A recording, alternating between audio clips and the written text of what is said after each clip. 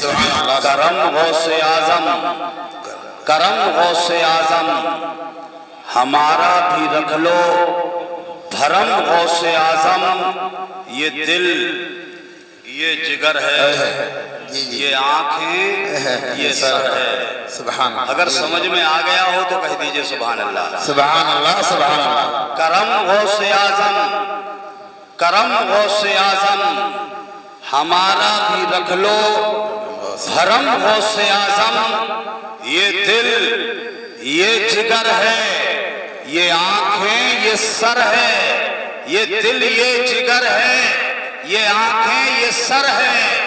जहां चाहो रखो कदम गौसे आजम, जहां चाहो रखो, जहां चाहो रखो कदम गौसे आजम। करम गौसे आजम, करम गौसे आजम। अल्लाह अकबर, क्या शान है मेरे गौसे पाक की। खानकाहे उम्मे अबू उबैदा में एक बड़े जलीलुल कद्र बुजुर्ग हजरत सैयदना सैयद अहमद कबीर रफाई रदी अल्लाह ताला अन्हु तशरीफ फरमा है। मुरीदीन का मजमा लगा है। जब बगदाद के शहंशाह ने अल्लाह के हुक्म से बगदाद की जमीन पे खड़े होकर ये ऐलान किया था, कदमी हाज़े ही अला रकबते कुल्ले वलील्लाह, कि मेरा ये कदम तमाम औलिया अल्लाह की गर्दनों पर है। अल्लाह अकबर। तो हुजूर गौसे आजम की ये आवाज जमीन के गोशे गोशे तक पहुंचाई गई। आपकी आवाज जमाने में जमीन पे फैले हुए अल्लाह के जितने भी बरगुज़ीदा बंदे, जितने भी औलिया अल्लाह थे, सबों ने ये आवाज को सुना। और ये सिर्फ जमीन वालों ही ने नहीं, बल्कि जो औलियाए कराम अपनी माओ के पेट में थे, उन्होंने भी सुना। और जिन औलिया अल्लाह की अरवाह कयामत तक आने वाली थी, उन्होंने आलमे अरवाह में सुना। सुभान अल्लाह, सुभान अल्लाह, सुभान अल्लाह। आलमे अरवाह में सुना। और जिसने भी सुना उसने वही अपना सर इताअत के साथ नीचे झुकाया और उन्होंने ऐलान किया। हर एक ने अपने तौर पर अपनी जबान में कहा। खानकाहे उम्मे अबू उबैदा में बैठे हुए हजरत सैयदना सैयद अहमद कबीर रफाई ने जब ये ऐलान गौसे आजम का सुना कि मेरा ये कदम तमाम औलिया अल्लाह की गर्दनों पर है, तो आपने अपना सर वहीं झुकाया और झुकाकर कहा, या सैयदी कदमों का अला रकबती व अला इनाया। सुभान अल्लाह, सुभान अल्लाह, सुभान अल्लाह, सुभान अल्लाह, सुभान अल्लाह। ए शहंशाह बगदाद, ए आकाए करीम, आपका कदम मेरी गर्दन ही पर नहीं, मेरी आंखों पर भी आपका कदम, सुभान अल्लाह, मेरी आंखों पर भी आपका कदम है। और उसी जमाने में खुरासान के पहाड़ों के बीच अताए रसूल सुल्तानुल हिंद बेशक सरकारे गरीब नवाज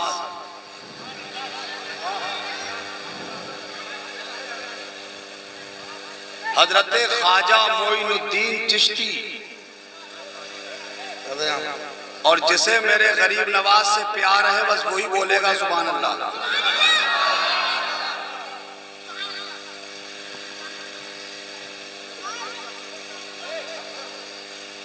देखो मियां, ये बहुत साफ सुथरी बात है कि हमारे गरीब नवाज सुल्तानुल हिंद थे। बेशक सुल्तानुल हिंद हैं, बेशक, और सुल्तानुल हिंद रहेंगे इंशाअल्लाह। बेशक, सुभान अल्लाह। ये बात बिल्कुल सच्ची है। कोई माने या ना माने, या न माने, हमें किसी से कहना ही नहीं मानो। सूरज निकलता है तो ये कहने की जरूरत ही नहीं है कि मानो सूरज निकल आया। सूरज अपनी चमक, अपनी दमक से बता देता है कि मैं निकल आया हूं। थोड़ा सा मिजाज बनाइए तो मैं आपकी खिदमत में कुछ बातें अर्ज कर दूंगा। सूरज अपनी चमक से बताता है कि मन आमदम, मैं आ गया हूं। दुनिया में यह बताने की जरूरत नहीं पड़ती कि दुनिया वालों मानो सूरज निकल आया। ऐसे ही हम किसी से कहते ही नहीं कि मानो गरीब नवाज सुल्तानुल हिंद है, हम ये कहते ही नहीं, इसलिए कि मेरे गरीब नवाज की चौखट का सूरज खुद बता रहा है कि कुर्सी पे कोई बैठे चादर उसे चढ़ाना ही पड़ती है।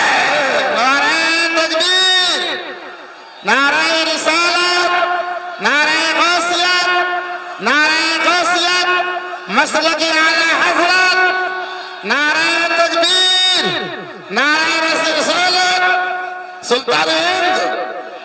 सुभान अल्लाह, सुभान अल्लाह। और मियां, बात यहां वालों की नहीं है, अमेरिका वाले भी बेचते हैं और फिर उसे नशर कराया जाता है, चैनलों पे चलाया जाता है, पूरी दुनिया में उसका गलगला किया जाता है। यहाँ से चादर आई है, वहां से चादर आई है। हमने कहा खूब करो नशर, खूब उसका इश्तिहार करो, खूब शोहरत दिलाओ, खूब पूरी दुनिया को बता दो ये चादर आना ये बता रहा है कुर्सी पे कोई बैठे शहंशाह मेरे गरीब नवाज ही है। जी जी जी। इसीलिए तो बरादरे आला हजरत उस्ताद दमन अल्लामा हसन रजा खां बरेलवी ने कहा था, ख्वाजाए हिंद वो दरबार है आला तेरा, कभी महरूम नहीं मांगने वाला देगा। अल्लाह सुभान अल्लाह। तो ये सरकारे गरीब नवाज खुरासान के पहाड़ों के बीच एक गार के अंदर, एक खौ के अंदर तशरीफ फरमाए, इबादत इलाही मसरूफ। बगदाद से आवाज उठी, कदमी हाजे ही अला रक़बते कुल्ले वली अल्लाह, मेरा ये कदम तमाम औलिया अल्लाह की गर्दनों पर।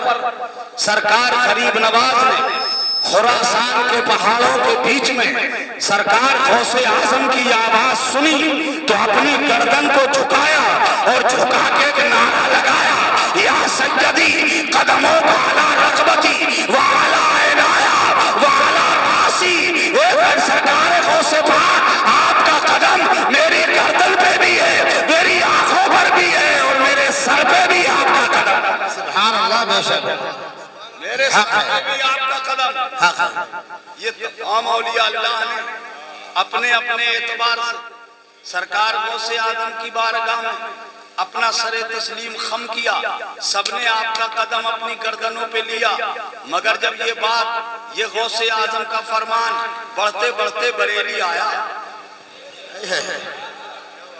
कुतुबे आलम सरकार मुफ्ती आजम सुभान अल्लाह शहजादा आला हजरत के कानों में यह आवाज, जो मादर जात बनी है उनके कानों में यह आवाज आई कि मेरे गौसे आजम ने नारा लगाया कि मेरा ये कदम तमाम औलिया अल्लाह की गर्दनों पर है। तो मुफ्ती आजम ने कहा, ए शहंशाह बगदाद, करम गौसे आजम, करम गौसे आजम, हमारा भी रख लो भरम गौसे आजम।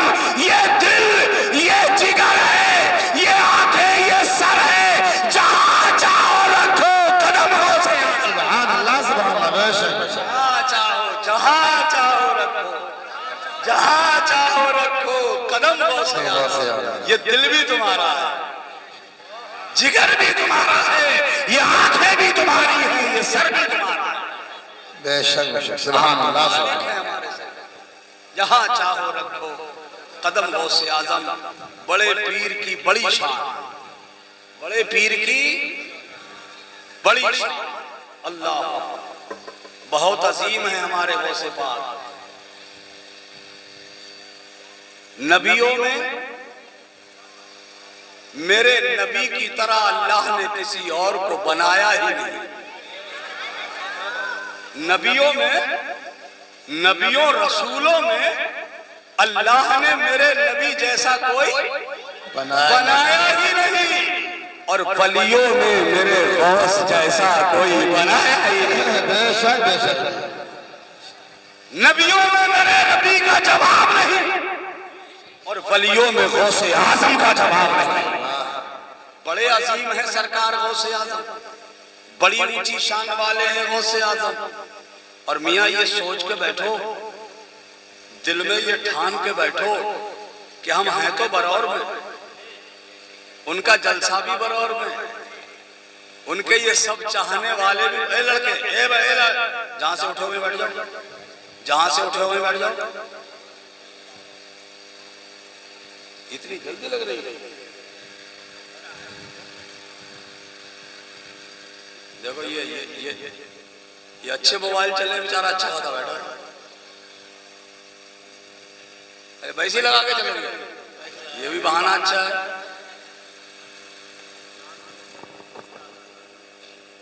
अभी हाँ हम लोग देखते हैं, निकल के जाते हैं, कोई खंबे से लगा बातें कर रहा है।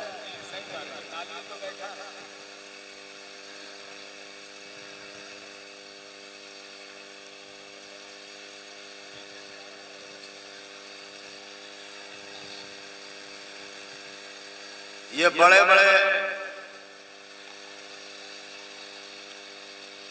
हमारे नौजवान बच्चों के पास ये जो मोबाइल की दुनिया है,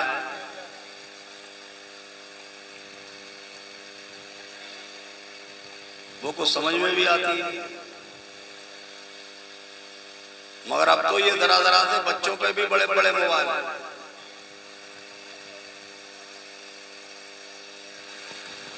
और इससे ज्यादा अफसोसनाक बात यह है कि हमारे घरों में हमारी जवान बेटियों के पास भी मोबाइल है।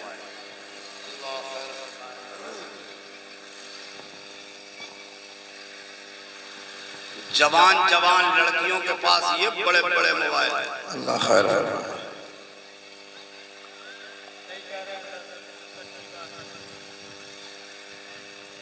देखो ये औरतें कितना बोल रही हैं। एक बादशाह ने एक शहर में ऐलान किया कि शहर में जितने बड़े बड़े झूठे हैं वो सब इकट्ठे हो जाएं।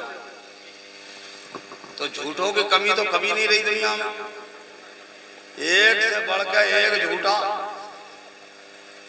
ऐसा ऐसा झूठा के लाखों के सामने खड़े होकर झूठ बोलता, सफेद झूठ, बिल्कुल कोरा झूठ, और लाखों की भीड़। नहीं समझे? पहुंचे नहीं पहुंचे अभी तक? दुनिया कह रही है इतना बड़ा झूठा तो हमने कभी देखा ही नहीं। तो झूठों की कभी तो कभी रही नहीं दुनिया में। बादशाह ने ऐलान किया जितने झूठे हैं सब इकट्ठे हो जाए। तो बड़े बड़े सफेद और काले झूठ बोलने वाले सब आ गए। मंच लगा, बादशाह ने कहा बोलो अपना अपना झूठ। एक झूठा उठा, उठ के बोला शहंशाह मैं घर से चला, मैंने देखा रास्ते में उधर से भैंस आ रही थी, मेरी तरफ से मक्खी गई, उस मक्खी ने भैंस के टक्कर मारी, भैंस गिर गई। बादशाह बोला बैठो बैठो, ये कोई खास झूठ नहीं है। ऐसे बड़े बड़े मोटे झूठ बोले लोगों ने। सबसे लास्ट में एक झूठा उठा, बोले साहब जब इतने मोटे मोटे इनके झूठ आपने सुन लिए तो मेरा भी छोटा सा झूठ सुन लो। बोले तुम्हारा क्या है? बोले साहब मैं घर से चला तो मैंने देखा कि एक चौराहे पर 4 औरतें खड़ी हैं और चारों बिल्कुल खामोश खड़ी हैं। बादशाह बोला इसका नाम सबसे ऊपर लिखो, इसलिए कि सबसे बड़ा झूठा यही है। ऐसा तो हो ही नहीं सकता जहां 4 औरतें और खामोश हो जाएं। जी जी जी, हक है। यहाँ तो अल्लाह करम से काफी है जी, और दुआ करो इन्हें अल्लाह ही छुपा सकता है। मैं बिल्कुल सच्ची बता रहा हूँ।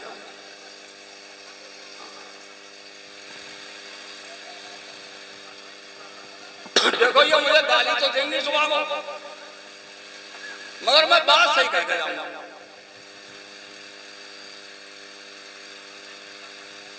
ये बच्चे इतने बोल रहे हैं, सच्चाई ये है मेरे भाई,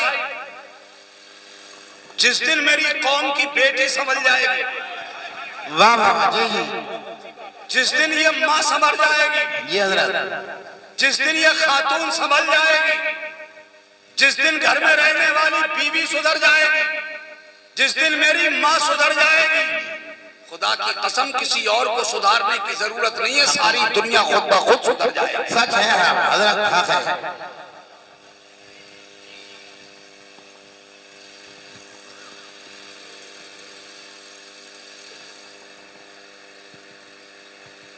अरे तुम भी माँ हो, आज क्या वजह है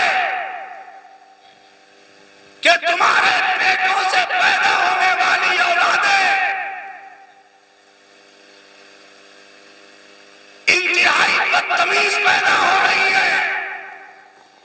एक वो भी माँ हुआ करती थी जिसकी गोद में आने वाला बेटा जमाने का गौसे आजम बन के आता था।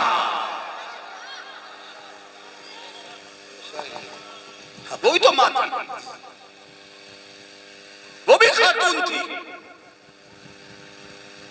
मगर वो कैसी माँ थी, अल्लाह अकबर।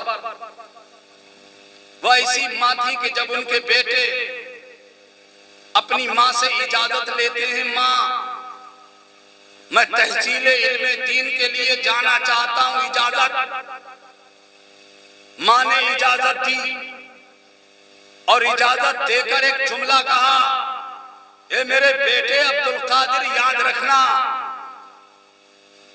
तुम पर जमाने में कितनी बड़ी मुसीबत भी आ जाए, कभी झूठ मत बोलना। अल्लाह जी। आज कौन सी माँ बच्चे से कह रही है बेटा झूठ मत बोला करो? बताओ मुझे आप, किस घर में सिखा रही है माँ अपने बच्चे को, मेरे लाल झूठ मत बोला करो? हाँ, हमने पहले अपने बचपने में सुना है, पहले की बड़ी बूढ़ी बच्चों से कहती थी बेटा झूठ मत बोला करो, मुंह में बदबू आती। आज कोई अम्मा नहीं कह रही। मैं गलत कहता हूं तो मुझे बताओ आप। आज कोई माँ अपने बच्चे से ये नहीं कहती। पहले माँ कहती थी ना, मेंढक को मत मारना कान पक जाएंगे, कहती थी ना। छिपकली मारने से सवाब मिलता है, ये माँ बताती थी घर में बच्चों को। आज कोई माँ अपने बच्चे को ये सबक नहीं देती। आज कोई माँ अपने बच्चे को ये समझाने वाली नहीं है। आज कोई माँ अपने बच्चे को ये बताने वाली नहीं है। यही वजह है कि आज हमारे यहाँ बेरहमी होती चली जा रही है, बच्चे बिगड़ते चले जा रहे हैं। और देखो आगे बढ़कर आज जो माहौल जो हमारा खराब है, दिन ब दिन खराब होता चला जा रहा है। खास तौर से हमारा ये नौजवान तबका जो बिगड़ता चला जा रहा है, उसकी वजह मालूम है? किसी का बच्चा किसी चौराहे पे खड़ा होकर कितनी ही बड़ी गुंडागर्दी करता हो, कैसी ही बदतमीजी करता हो, पूरा गांव देखता हुआ निकल जाएगा। किसी की हिम्मत नहीं है कि उस बच्चे को कोई टच कर दे, मजाल नहीं किसी की कोई छू ले उसे, या उससे कोई आधी बात कह जाए। कोई नहीं कह सकता। क्यों?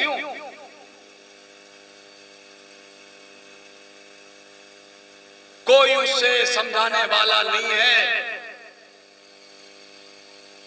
लोग बच्चों की गलतियां देखकर अपनी जबान पे ताले लगा लेते हैं, चाहे वो लड़के की गलती हो या लड़की की गलती हो। लोग आंखों से देखते हैं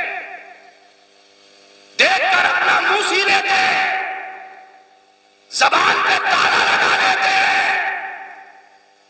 इसलिए कि माहौल इतना खराब हो चुका है। अगर तुमने किसी के बच्चे को नाजेबा हरकत करते हुए देख लिया और तुमने उसके माँ बाप से अगर कहने की कोशिश की, तो अगर तुम कुछ बाअसर किस्म के आदमी हो तो मुंह पे तो नहीं कह पाएगा कुछ भी वो, मगर घर में जाके इतना जरूर कहेगा, और हमारे बच्चे पे इल्जाम लगा रहे हैं। बोलो मैं गलत कह रहा हूं, सच बोल रहा हूं? ऐब लगा रहे हैं हमारे बच्चे का। हमारा लल्ला तो ऐसे हो ही नहीं सकता, हमारी लल्ली तो ऐसी हो ही नहीं सकती। इस डर की वजह से आदमी जबान पे ताला लगा लेता है, कुछ नहीं कहते लोग।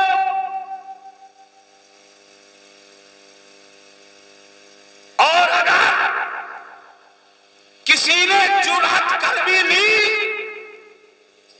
किसी बच्चे को सख्त और सुस्त कह भी दिया,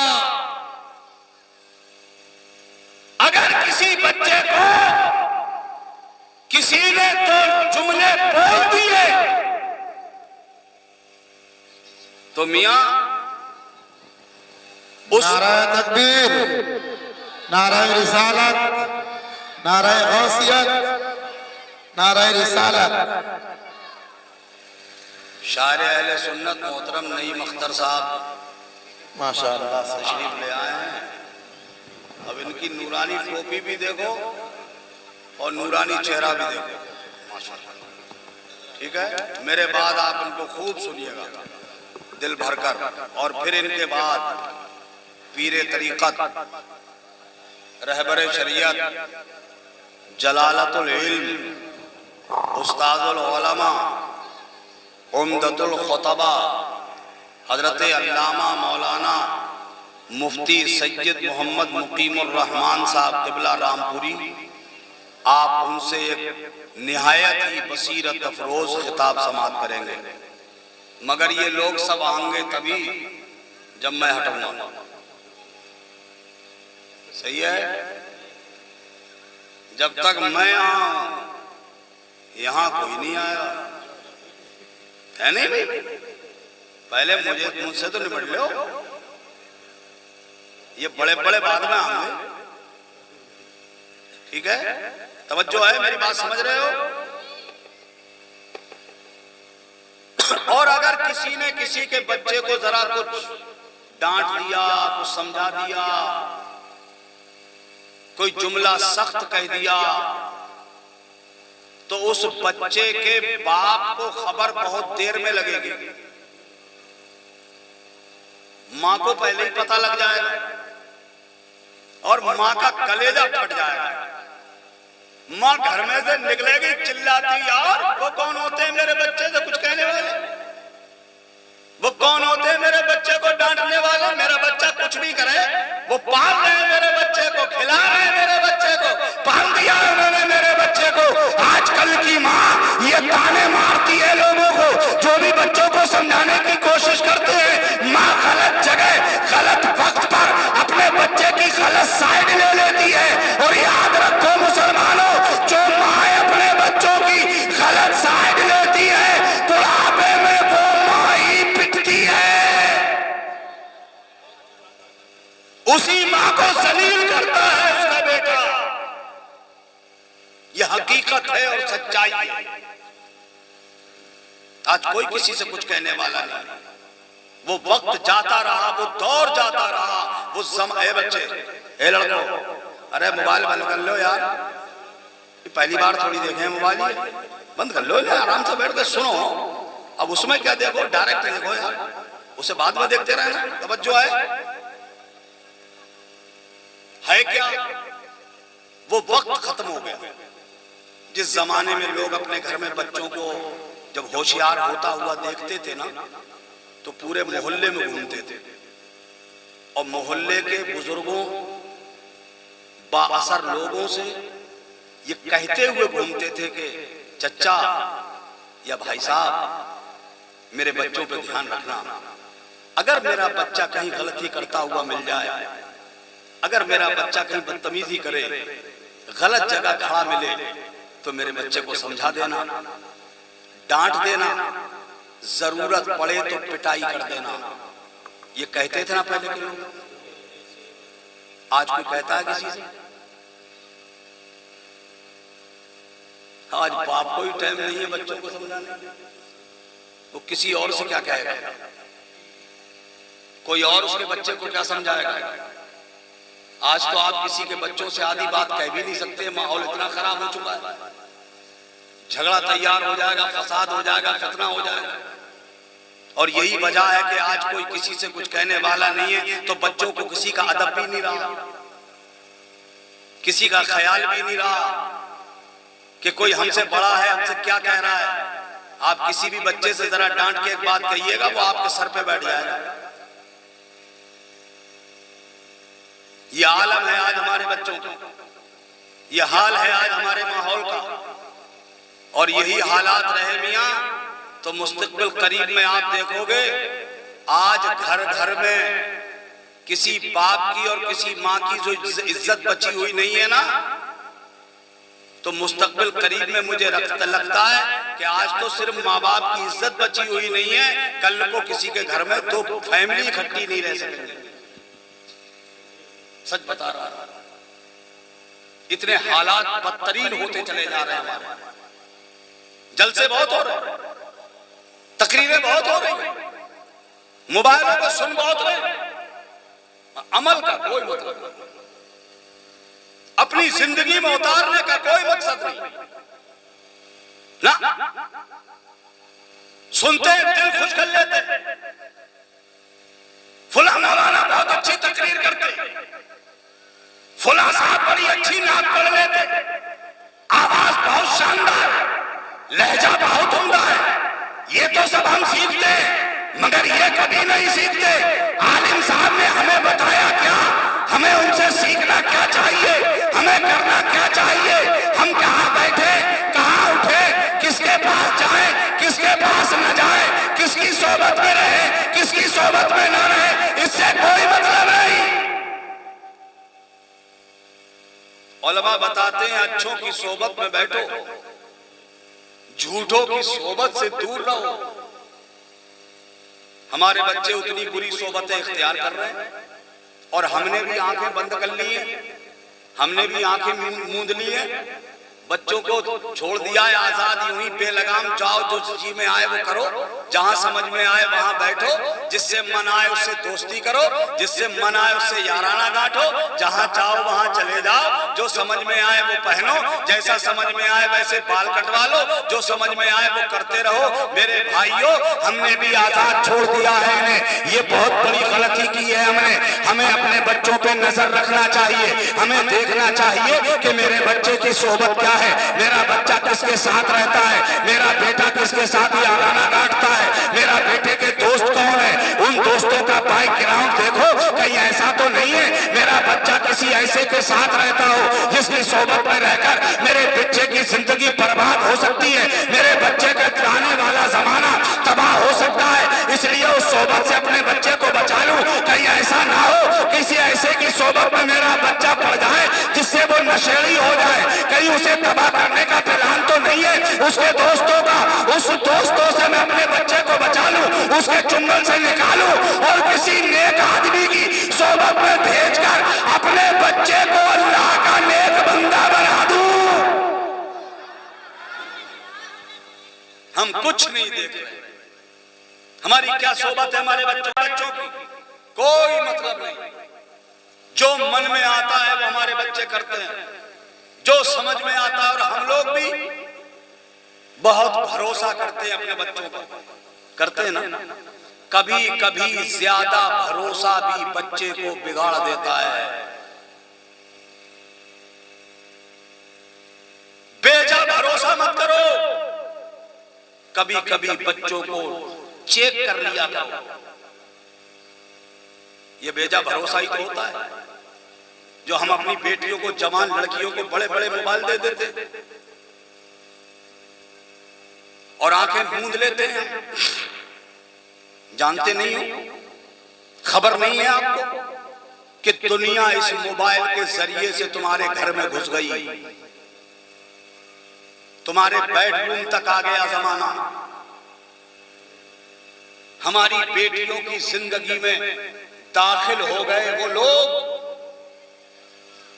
जिन्हें हमारी बेटियों के नजदीक आना नहीं चाहिए था, इसी मोबाइल के जरिए से।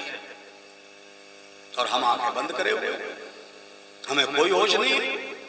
बाद लोग तो ये समझते हैं अरे मेरी बेटी तो 22,000 का 25,000 का मोबाइल चला रही है।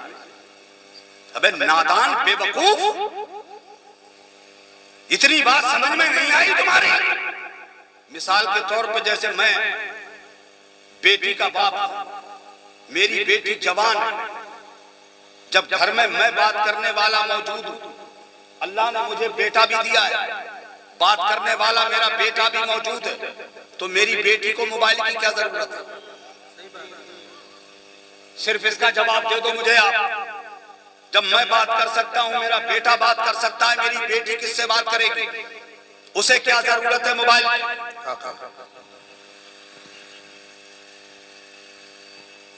इसलिए मेरे अजीज भाइयों, मैं आपसे एक बात कह करके जा रहा हूं, इसे नोट करके रखना, लिख के रख लेना, अपनी जिंदगी में उतारने की कोशिश करना। ये जमाना है और इस जमाने का तकाजा है। वो तकाजा ये है कि हम अपने बच्चियों को, अपनी बेटियों को मोबाइल न दें।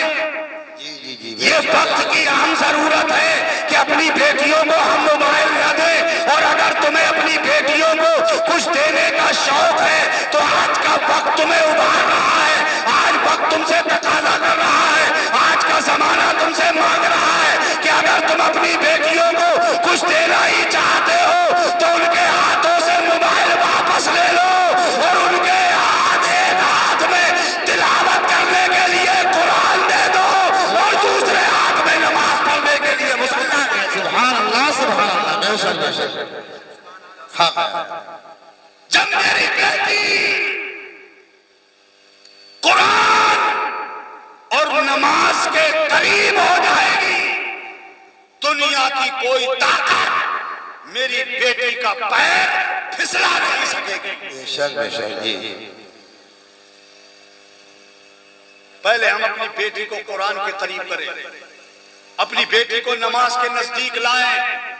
हमारी बेटी जब नमाज के करीब आ जाएगी, उसकी निगाहों में नमाज का नूर, कुरान का हुस्न जब समा जाएगा तो दुनिया का कोई हुस्न उस हुस्न पे गालिब आ नहीं सकेगा।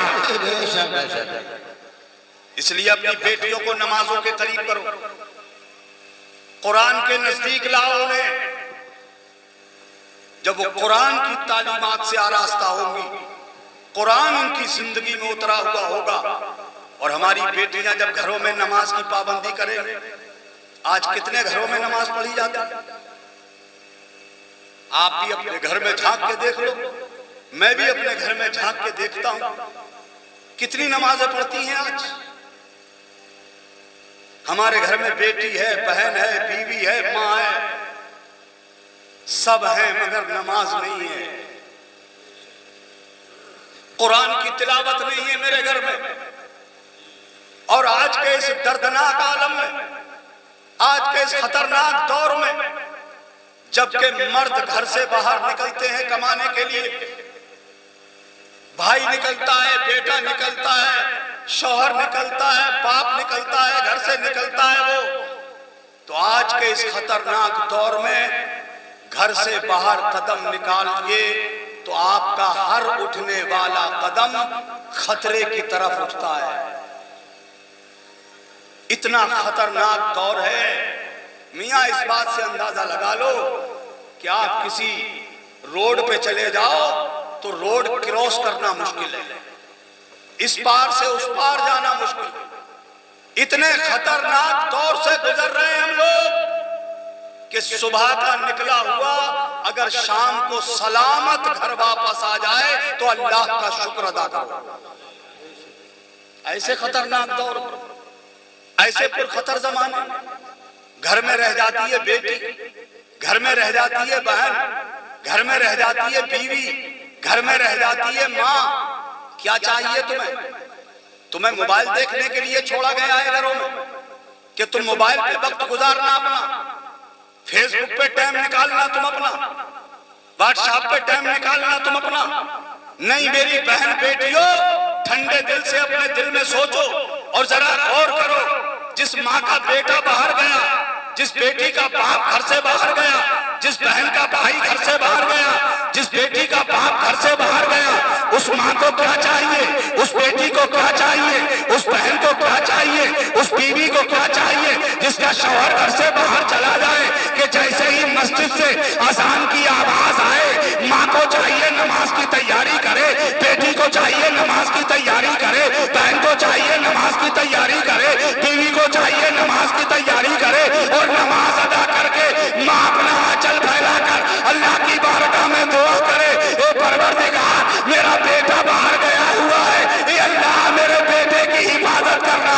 एक बीवी को चाहिए वो अल्लाह से दुआ करे रो रो कर, ए परवरदिगार मेरे सुहाग की हिफाजत करना। एक बीवी का परवरदिगार मेरे सुहाग को बचा लेना, एक बहन का अल्लाह मेरे भाई की जिंदगी बचा लेना, एक बेटी का अल्लाह मेरे बाप के साए को मेरे सर पे कदेर कायम रखना।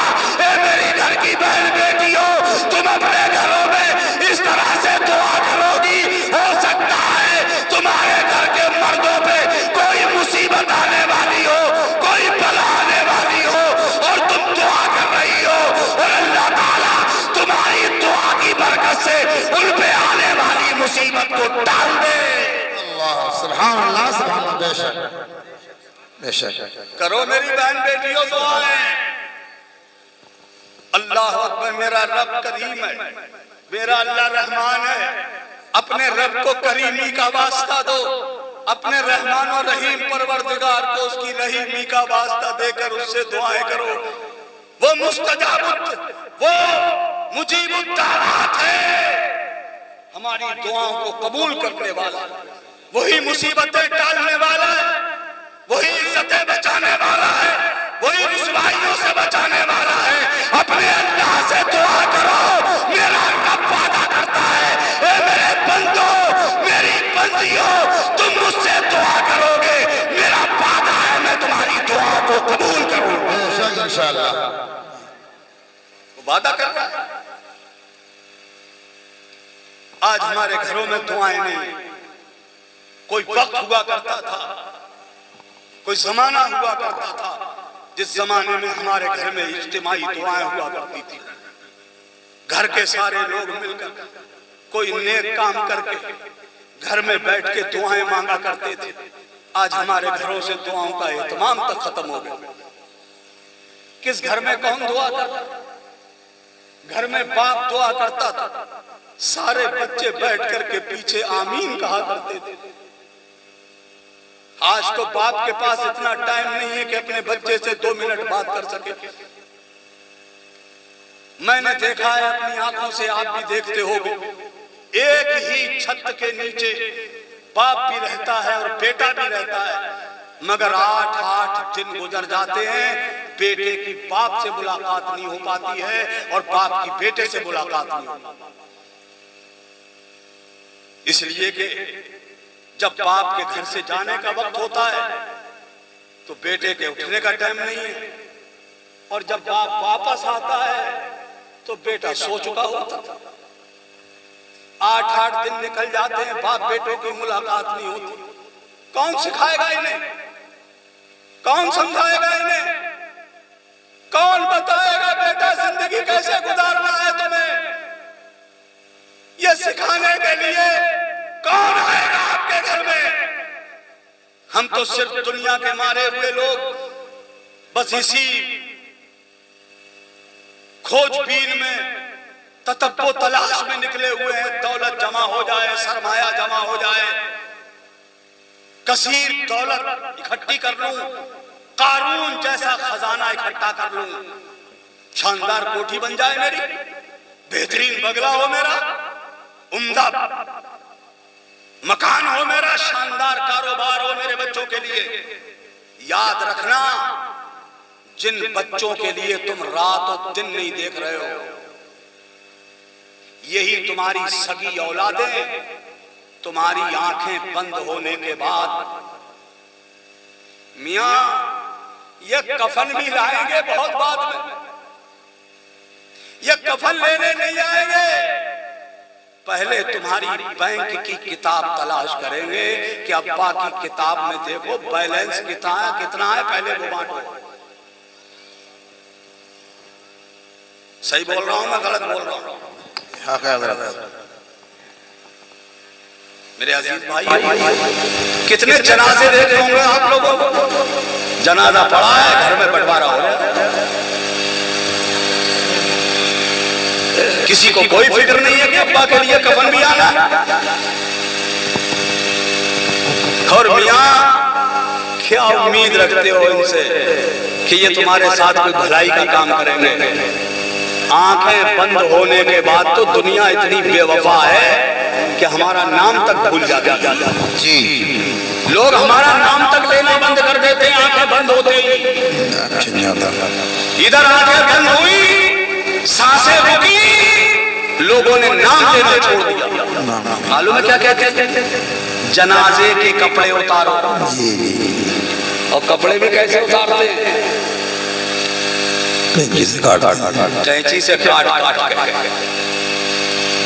जनाजा इधर रखो, मैयत को नहलाओ, मैयत को कफन दो, नाम कोई नहीं लेता। कितनी बेवफा है ये दुनिया। इधर आंख बंद हुई, उधर भूल गए।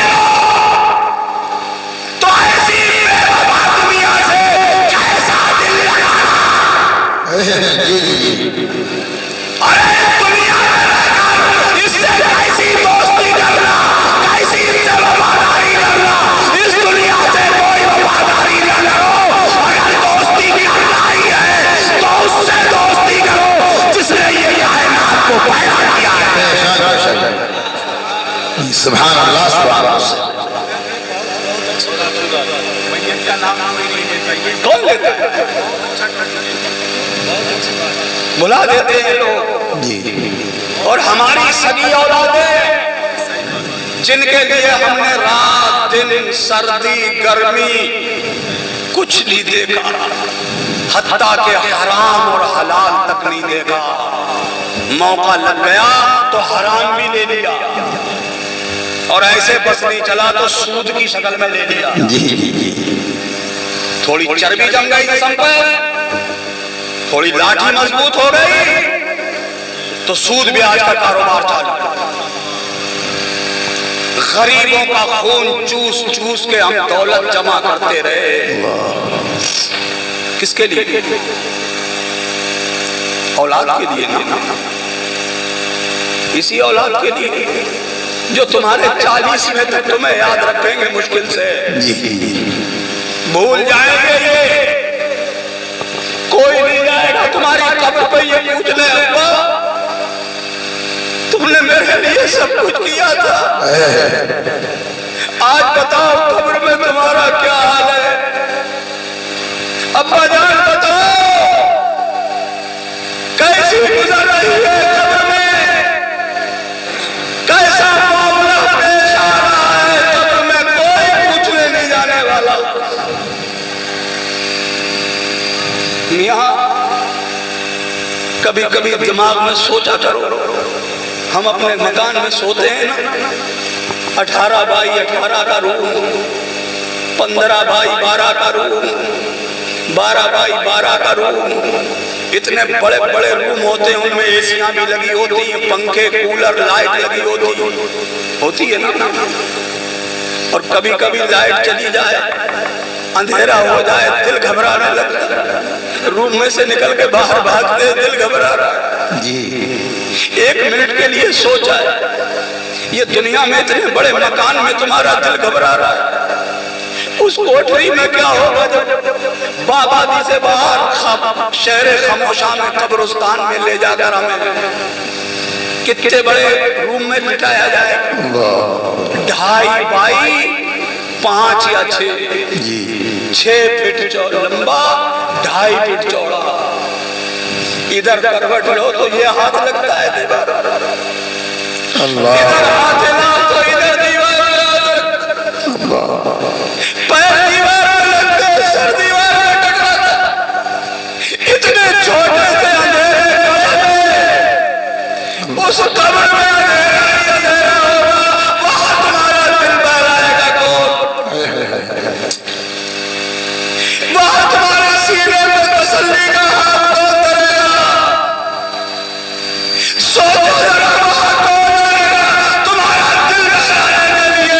या हमारे साथ छोड़ देगी, खानदान साथ छोड़ देगा, दुनिया वाले साथ छोड़ देंगे, वहां कोई तुम्हारी मदद करने नहीं आएगा। अगर कोई आएगा तो वो कोई और नहीं, वो मदीने का ताजदार मेरा जनाब मोहम्मद रसूलुल्लाह। नारे तकबीर, नारे तकबीर, नारे रिसालत, नारे रिसालत, नारे रिसालत, मसलक आला हज़रत, नारे तकबीर, नारे रिसालत। सुभान अल्लाह, सुभान अल्लाह। मेरी एक बात नोट करना, कब्र में तुम्हारा दिल बहलाने, तुम्हारी अंधेरी कब्र में रोशनी करने मेरे नबी फरमाते, मेरे आका जिनका हम कलमा पढ़ के मुसलमान हुए, मेरे हुजूर फरमाते जब कब्र में मुर्दा घबरा रहा हो, दिल उसका वहशत से कांप रहा हो, कोई उसे तसल्ली देने वाला नहीं होगा, अचानक उसकी कब्र रोशन कर दी जाएगी और उसी रोशनी में एक नूरानी शक्ल वाला आएगा, वो अपना नूरानी हाथ इसके सीने पे रखेगा और कहेगा तसल्ली हो तुम्हें, मैं तुम्हें तसल्ली देने आया हूँ। ये मुर्दा घबरा के कहेगा, भाई तुम्हें मैंने पहचाना नहीं, कौन हो आप जो मेरा दिल बहलाने आए हो? मेरा बेटा तो नहीं आया, मेरा भाई नहीं आया, मेरे घर वाले मुझे छोड़ के चले गए, तुम कौन हो जो मेरा दिल बहलाने आए हो? मुझ पे ये एहसान करने आए हो? तो मेरे आका फरमाते हैं, वो नूरानी चेहरे वाला उस मुर्दे से कहेगा, याद करो तुमने दुनिया में मुझे अल्लाह के लिए अदा किया था, मैं तुम्हारी जिंदगी की पढ़ी गई वो नमाज हूँ जो तुमने मुझे अदा किया। जी, हमारी नमाजें हमारा दिल बहलाने आएंगी। नालियों पे बैठकर अपना वक्त गुजार देने वालों, मस्जिद में अजानों पे अजानें हो रही है, जवान तो जवान, बच्चे तो बच्चे, जवान तो जवान, मैंने देखा है बुढ़े वो भी नहीं मानना है, जिनके कब्र में पैर लटक रहे हैं। ऐसे बुढ़ों को देखा है मैंने, नालियों पे बैठ कर कुरेद रहे हैं, या तो बीड़ी फूंक रहे हैं बैठ के, टाइम निकल गया, ये वही गंदी नाली पे बैठ के गंदगी नाली की गंदगी सूंघ रहा है, तेरी मेरी बुराई कर रहा है। और अल्लाह के पाक घर में जाकर अल्लाह को 2 सजदा करके अपने अल्लाह को राजी नहीं कर रहा है। देखो ये जो सांसें बाकी रह गई है मेरे भाइयों, इन सांसों को गनीमत जानो। बुढ़ापा आ गया है ना, तो ये मत सोचो कि मैं पूरी जिंदगी तो मस्जिद में गया नहीं, अब मैं बुढ़ापे में जाऊंगा तो लोग कहेंगे अब आया है बुढ़ापे में। लोगों की परवाह मत करो, दुनिया क्या कहती है। और कभी कभी मैं सोचता हूँ शायद कुछ लोगों के दिमाग में ये बात चलती होगी कि मैं पूरी जिंदगी नमाज पढ़ने नहीं गया, अब बुढ़ापे में जाऊंगा तो पता नहीं अल्लाह मुझे माफ करेगा कि नहीं करेगा। मैं सारी जिंदगी गुनाह करता रहा, पता नहीं परवरदिगार मेरी खताओं को बख्शेगा कि नहीं बख्शेगा। अल्लाह अकबर, ये शैतानी वसवसा है मेरे भाइयों।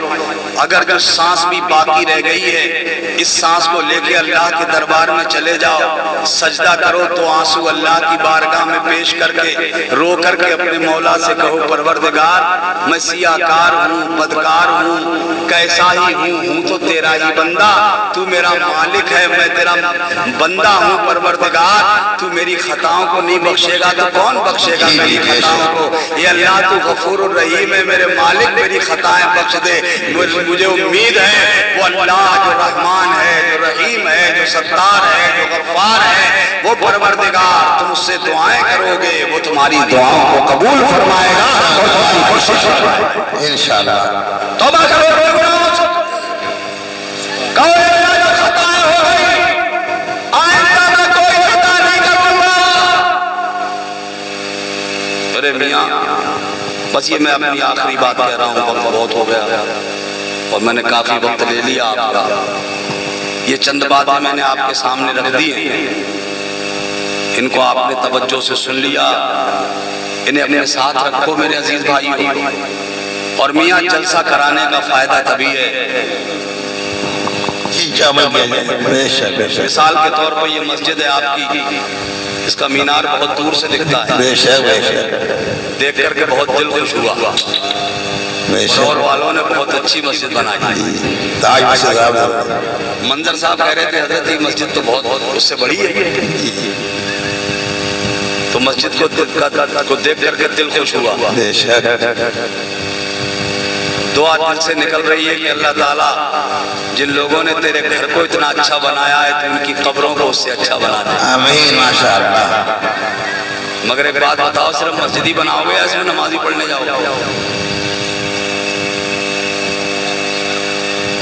मस्जिद हम बनाएंगे, नमाज कौन पढ़ेगा? क्यों भाई? मस्जिद भी हम ही ने बनाई है, नमाज भी हम ही पढ़ना। और देखो मेरे नौजवान बच्चों, मैं तुमसे एक बात कह रहा हूं, अभी आपको बहुत अच्छी तकरीर सुनना है मुफ्ती साहब सैयद साहब क़िबला का, बहुत उम्दा गुफ्तगू होती है और मैंने निसा वाला टॉपिक वहीं रोक दिया इस वजह से। तो मैं नौजवानों से तुमसे एक बात कह के जा रहा हूँ, मैं इतने हमारी उलमा बैठे हैं, पूरी बात होने से पहले फतवा मतलबी हुई है, इनसे बहुत डर लगा है, बहुत खतरनाक जमात है ये, इनकी तलवार बिल्कुल समझो धार लगी रहती है। देखो यूं तो अल्लाह ने हर आकिल बालिग मुसलमान पर 24 घंटे में 5 वक्त की नमाज फर्ज की है, ठीक, मर्द हो औरत हो सब पे 5 वक्त की नमाज फर्ज। मैं किसी को छूट नहीं दे रहा हूँ, कोई समझ लेगा वहां साहब को छूट दे के जाएगा। हाँ, मगर मैं एक बात कह रहा हूं मेरे बच्चों, तुम्हें जिस नमाज का भी वक्त और मौका लग जाएगा उस टाइम की पढ़ लेगा।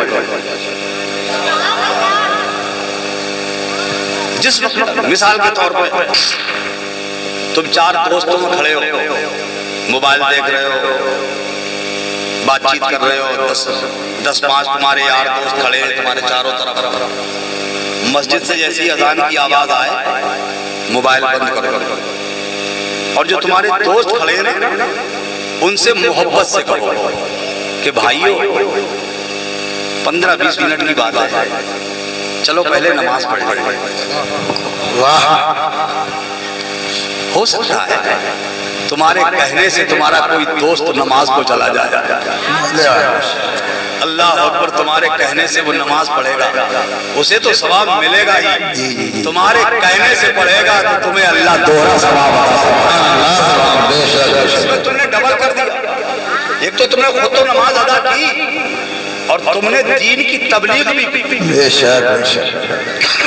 दीन का काम भी किया, तुमने पढ़ लिया।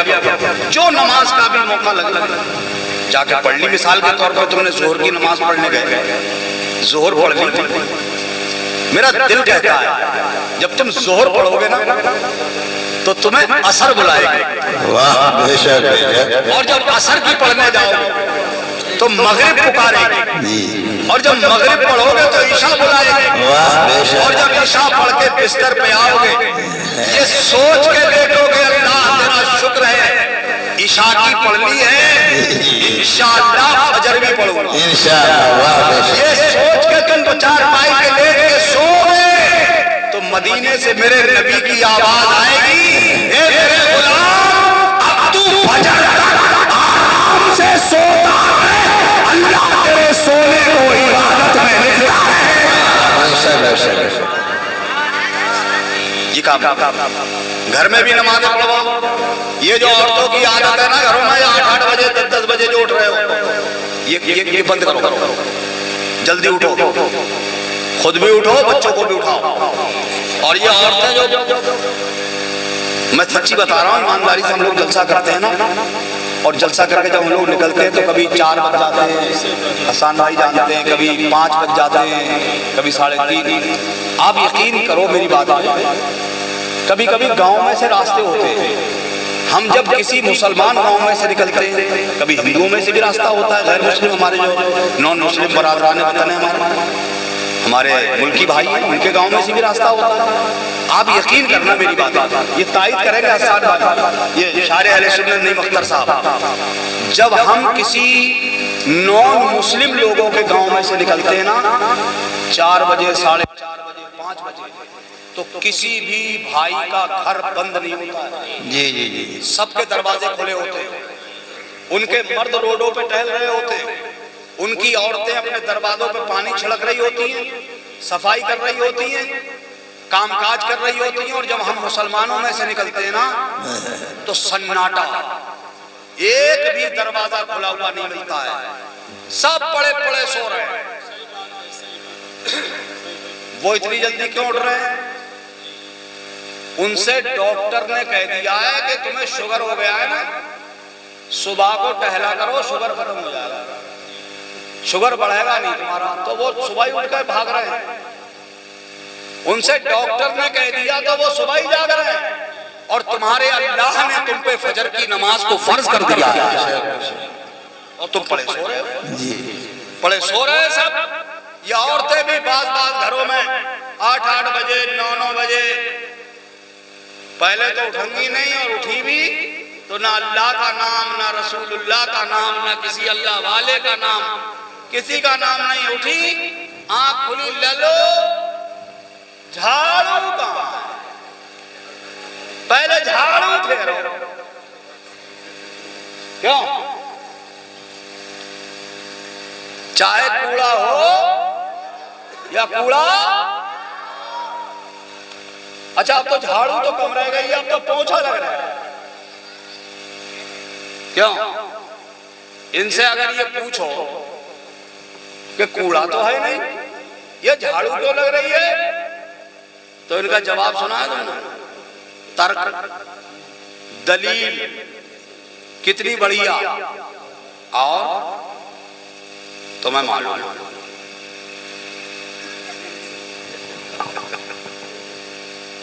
घर बासी है।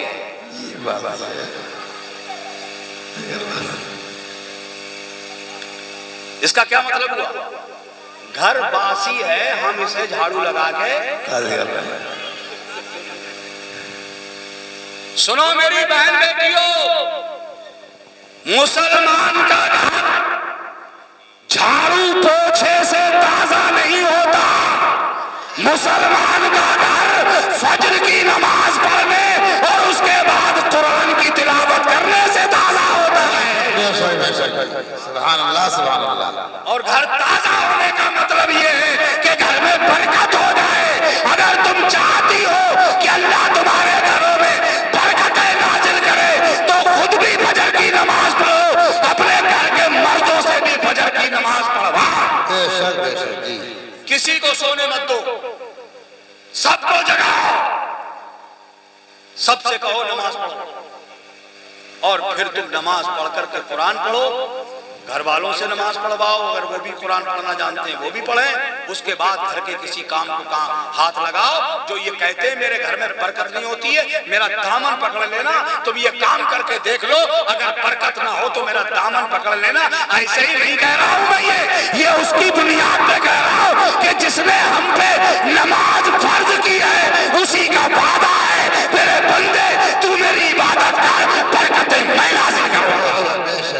बेशक करो ये काम। हक इन जलसों का यही फायदा है कि अगर फजर में कल तक 10 नमाजी आते थे, बेशक जलसे के बाद में 20 नमाजी हो जाए, बेशक बेशक तब तो है जलसा करने का फायदा। और खाली आए, नारे लगाए, बैठे, अब बहुत बढ़िया जलसा हुआ, मजा आ गया, नई वक्त में आई थी, नाच पड़ी, जमा दिया। ये तो झुमाएंगे ही,